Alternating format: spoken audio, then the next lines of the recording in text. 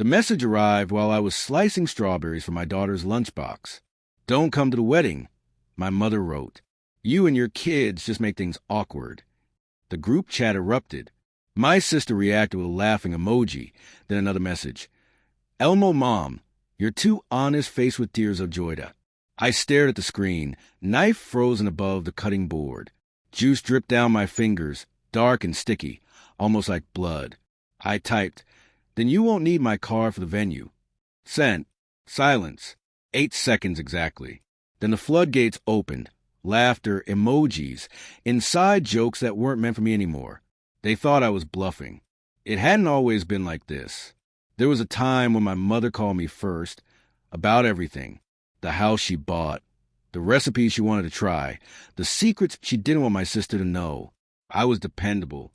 The one who remembered birthdays, bills, the exact shade of lipstick she wore to her second wedding. But dependability has an expiration date in this family. It lasts only until you're no longer needed. 2 years ago, when my father died, I handled everything. The paperwork, the funeral, the debts he left behind. My sister showed up late, cried prettily, and left early with his watch on her wrist. My mother said I was being emotional when I asked about it. Now, my sister was getting married, and I was the complication they wanted cropped out of photos. I should have seen it coming.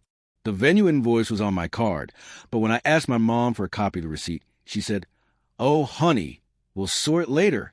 Later never came. Then came the whispers. Calls that cut off the moment I picked up. My sister's fiancé, suddenly polite to the point of stiffness, like someone had briefed him. One night, my daughter overheard a snippet during dinner. "Mommy's always dramatic," Nana said. Later, my daughter traced patterns on her blanket. I kissed her forehead and said nothing. Silence was my inheritance. The discovery wasn't cinematic.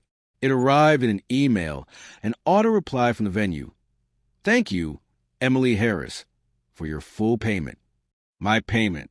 Quiet theft disguised as family. I reread it 3 times. My breathing slowed until I could hear the refrigerator hum. The click of the wall clock. No explosion, just a subtle shift like glass cracking under skin. I sat down, opened my laptop, scrolled through my banking app. Every wedding-related payment, florist, catering deposit, photographer, came from me, my name replaced with hers. 2 choices, confront them or let the play continue. I chose the third. A week before the wedding, my mom called. "Sweetheart, about the card, we'll pay you back. Emily just needed some time." I interrupted, calm and deliberate. "Mom, you told me not to come." She hesitated. "Well, I thought it might be easier. How you and your sister." Silence. Then faint, sharp laughter in the background. Emily's voice. I ended the call, opened my laptop. The venue contract was in my name. The reservation, the payment, the insurance. Everything legally tied to my account. Their small but critical mistake. I waited. Night before the wedding. Flowers being delivered, chairs arranged. The photographer posting, "Can't wait for tomorrow." I made one call. "I'd like to cancel the reservation," I said. "Full names under the cardholder." "Yes, that's me." The woman hesitated. "But the event is tomorrow." "I am aware." The next morning, the group chat exploded. "What did you do? Are you insane?" Mom's crying. "Guests are here." I muted the chat and made pancakes for my kids. Blueberries this time. They laughed as syrup dripped down their chins. My phone buzzed until it went silent. Later, the doorbell rang. I knew it was her. "Mom," mascara streaked, voice trembling. "You embarrassed us. Do you know what you've done?" I looked at her the way she used to look at me when I was small and scared. "I did exactly what you asked." I said, "I didn't come to the wedding." She blinked, processing the echo. I closed the door. After that, I let myself cry quietly, privately, as if washing off something that had clung to me for years. The next morning, my daughter drew a picture of a house with 3 people holding hands. "That's us," she said, smiling. "No one missing, no one erased." I opened my laptop. Refund pending. Enough to start something new, something independent of being chosen.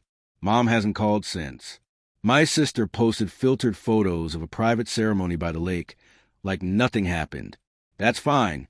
Every family edits their story. Mine just learned what happens when you try to write me out. That night, I sat by the window, watching lights flicker across the quiet street. My phone lay face down. For the first time in years, it didn't buzz, and the silence felt like peace.